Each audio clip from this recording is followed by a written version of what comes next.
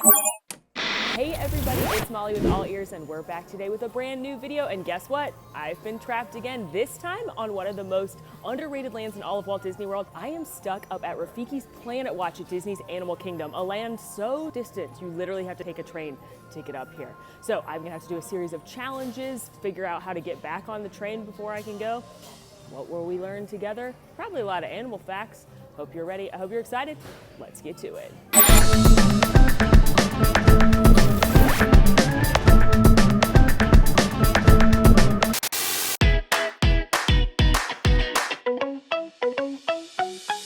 In case you're not familiar with our Trapped videos, I am stuck here in this land with a producer who's got a series of challenges for me. I have to complete all of the challenges before I can be untrapped. If I can't complete a challenge, if I get a question wrong, then I have to do a punishment. So hopefully I can get everything right and there won't be any punishments. But along the way, we'll share details, tips, tricks, fun things you can do at Rafiki's Planet Watch. I think this land is really, really fun, so I'm very excited about this one. But this is the only way up to Rafiki's Planet Watch. There's no way to walk. If you want to go up there or return, you have to take this train, which is kind of fun. It's like an attraction in and of itself. So you can just board wherever you'd like.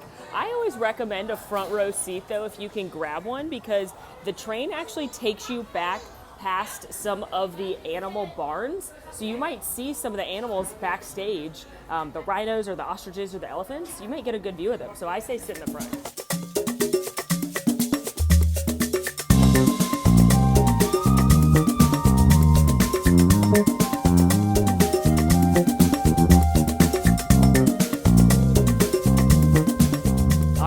Made it up to Conservation Station and Rafiki's Planet Watch, which means our trapped adventure can begin. All right, here we go. Challenge number 1, let's get it started.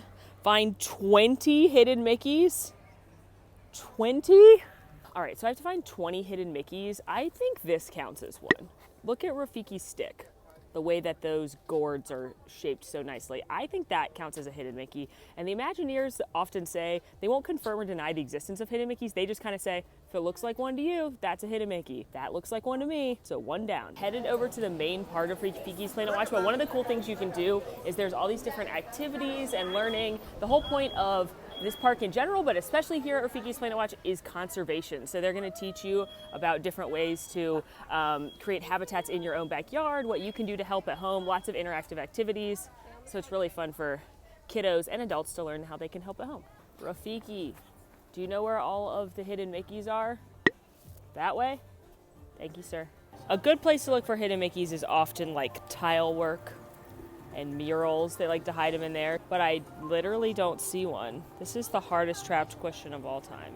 I'm also scanning this very large and beautiful animal mural that I love up here, and I'm not seeing any in here either, but there are more murals and artwork inside, and that's where I'm headed to. All right, so inside Conservation Station, kind of near the restrooms, there's this gorgeous mural painted everywhere, and it's got all different kinds of animals.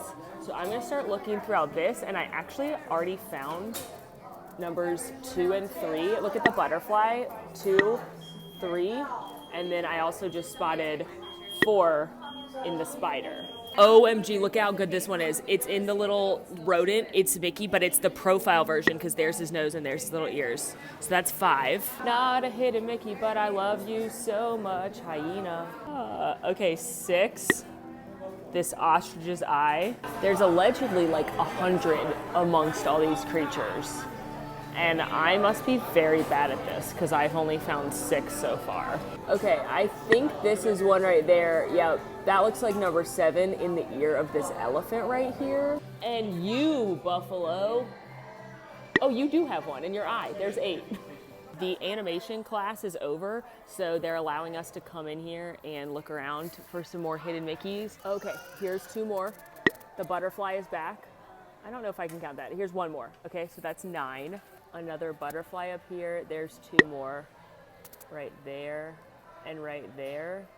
12 right here on the tortoise. Okay, we have another butterfly. 13 and 14 on the butterfly wings. And then also a friendly cast member pointed out 15 here in this frog's eye. It's another profile A cast member just pointed out this one and this butterfly, it's like literally his face, like not a 3-circle Mickey, but like his actual face looking at me. That's 17. This fish above his eyeball. 18 up in, is this like a lizard? Is it a frog? I think it's a frog. But the bottom of his belly, there's 18. Oh, there's one on the fish above him though. 19. 20. That's 20. After a very grueling and intense hunt, did find all those hidden Mickeys. So now, challenge number 2. What was written above the doors on the train telling you what you couldn't bring on board? What can't you bring on the train? A bad attitude. I have 2 guesses.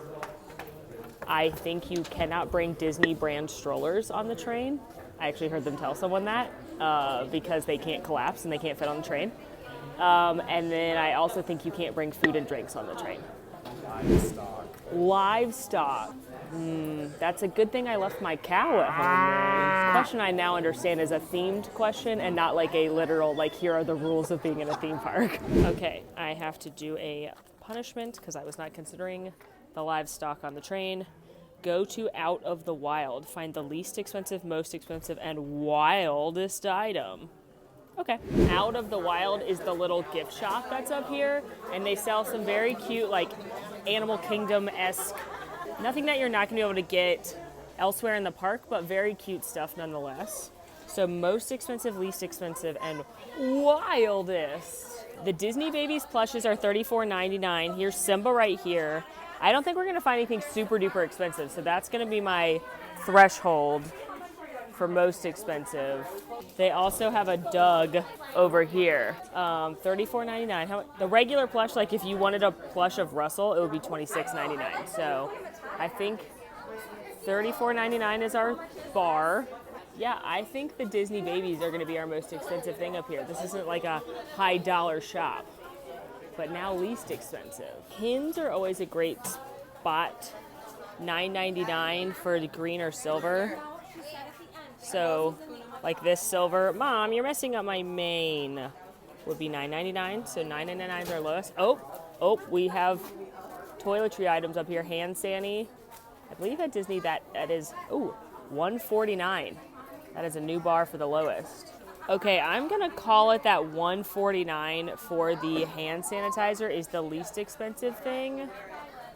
Oh, wait, actually. All right, I actually trumped it. You see these cute buttons? That means you're part of the Disney Conservation Fund. You can donate any amount to it, and Disney will match it, and it goes to saving and protecting creatures in the wild. And the lowest amount you can spend to get the button is $1. And now I have to find the wildest item. So there are some very good Lion King hats here. Like this Pumbaa number is gorgeous. But I think the best and most wildest thing is this Wilderness Explorers kit. It's got the Wilderness Explorer bag and the kerchief and the little flag and everything, but then it's also got binoculars and a compass. Oh, and you get a grape soda pin and a little shovel. That's the winner. And it is, if you're wondering, $24.99. Wildest gift. Next challenge. What is conservation? There's only one right answer. All right, considering the entire theme of this land is conservation, it feels like that would be an important message to learn when you get here. So I bet on some sign as you get to Rafiki's Planet Watch, one of these mini helpful placards will tell me what conservation is. This conservation, what is it? What is it, Rafiki? Please tell me. Conservation is people taking care of animals and the wild places where they live. There you go, folks. The official Disney definition of conservation. Okay, next challenge. Find a sign being consumed by a tree. Rafiki's telling me to go this way, so I'm going this way. A sign consumed by a tree. Well, here's where I started. Wait, is this it? Oh my gosh. Okay, I'm getting rained on. But look, it is literally a butterfly crossing sign, but this tree is like eating it. That's wild. Okay, next challenge. Uh-oh. Animation Academy pop quiz. Okay. Ooh. I never do well in the quizzes, but I'm pretty good about animal facts and animation, so maybe this is my time to shine. First of all, I want to talk about the animation experience. It's a really cool drawing class experience. It's about a 20 to 25 minute class, and a Disney character artist will teach you how to draw a Disney animated animal. For the Animation Academy pop quiz, name the location of every Animation Academy currently open. Does this count? All right, so it turns out I did terribly and got all of them wrong, technically. The ones that are currently open, there is, of course, one here at Rafiki's Planet Watch. There's one at California Adventure. There is one in Shanghai that is Marvel themed, and there's one in Hong Kong. The closed ones are Hollywood Studios, and Tokyo Disney's closed.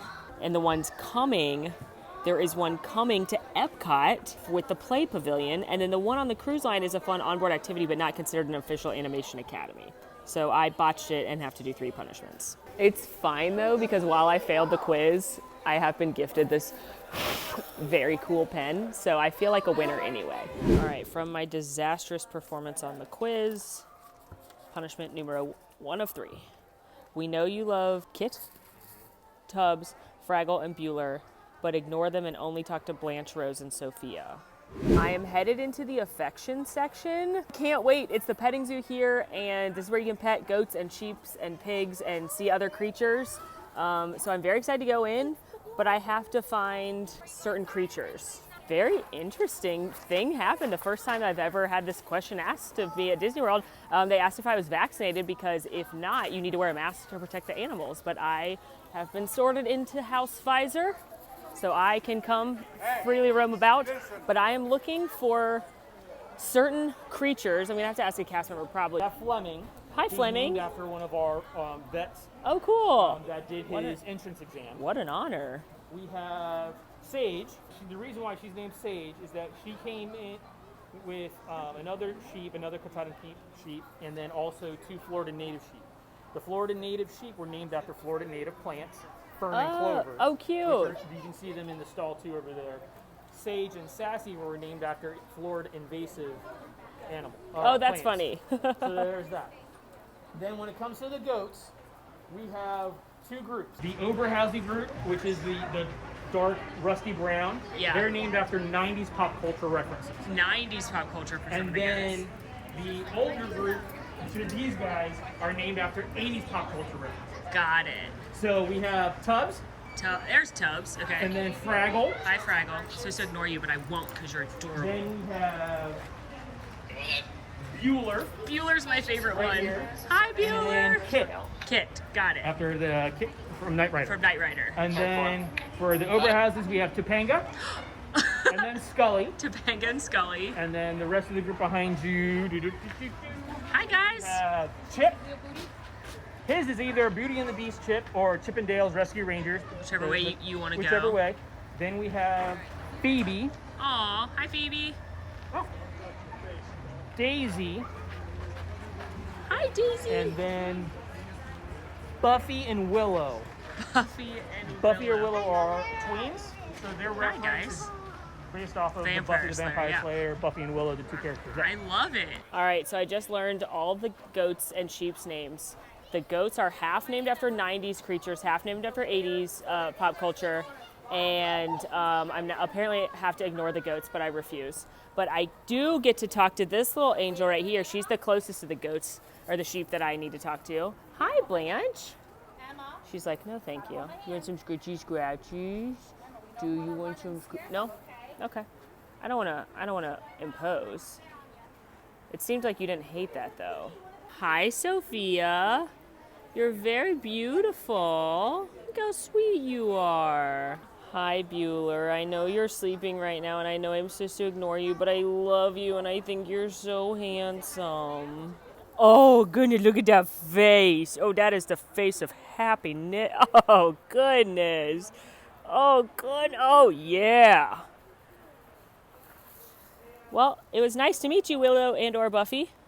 I think you're very sweet, and I'll come visit you again sometime. And here's Rose. She's like real sleepy time. But there are some of the goats. And I actually love coming up here because you can pet all the goats and sheep.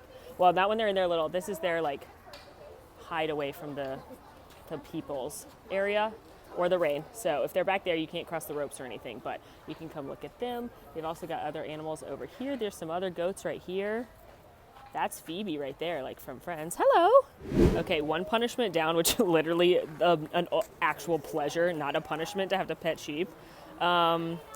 Freak out over meeting Pua. Well, good thing I'm still in the affection section. A really cool thing that the Imagineers and the animators do that comes together in the animal services team is they use real animals to design the cartoon animals after. So actually the lions on Kilimanjaro Safaris were the inspiration for the live action Lion King. And people know that one, but a lot of people don't realize that this beautiful angel right here, this is Charlotte May. She was the inspiration for Pua in Moana. Isn't she? Yeah, you hear me talking about you, don't you, beautiful little nugget? So I have to freak out over meeting you. Oh my God, I'm gonna freak out because your tongue is out of your mouth. Oh my gosh, what a treasure you are. Does that feel good? Yeah. All right, third punishment, though I have to say so far the punishments have more been like a pleasure.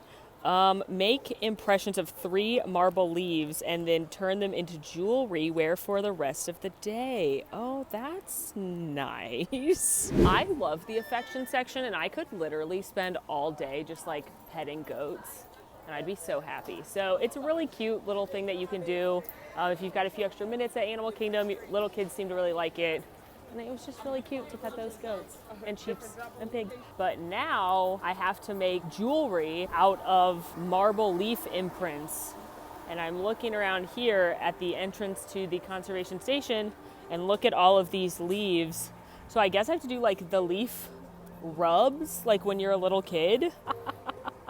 What a beautiful treasure! Is this my craft supplies? This has colored pencils in it, which I think are gonna be very helpful. So I'm gonna take this and this. Remember doing this as a kid? You just have to find a leaf or anything, and then you can make little imprints. So there's leaf 1. Don't mind me just crawling around the floor at Rafiki's Planet Watch. There's number 2. Here's leaf number 3, and this is the best leaf. Look at that. That is the work of craftsman skills. That's a good one. Okay, now I have to make jewelry out of this. Now this was an activity I liked doing as a kid. I remember doing it at summer camp. I remember doing it at home.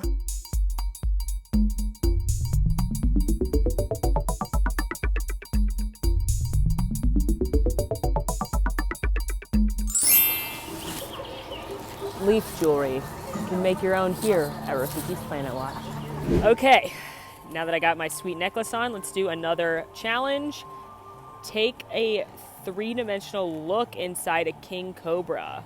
Ooh, okay, I have to venture that that's inside at the animal exhibits. So inside here, along with the animation experience, they actually have some different exhibits.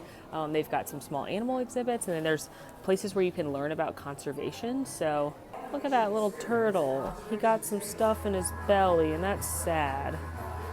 Okay, but I don't see inside a king cobra here, even though I'm seeing inside of a turtle. My next spot is gonna be to look over this way, where they actually have a lot of snake and reptile displays. Oh, here's some animal skulls. Do we think a cobra's back here? This is all about nutrition. So this is about learning about how they feed the different animals. So like that's what they feed the flamingos, herbivore pellets, alfalfa, biscuits, fruits, vegetables. Okay, so we're gonna go look at some snakes now. This is your snake trigger warning if you don't like snakes, because you are anti-Slytherin. Don't look now. Hello, little snake. Hello, there. All right, here are invertebrates. To my knowledge, a snake is an invertebrate, but more importantly, it's a reptile. So we're gonna look in the reptile section. Ah, look at that. Boom, ba-doom, bum, bow.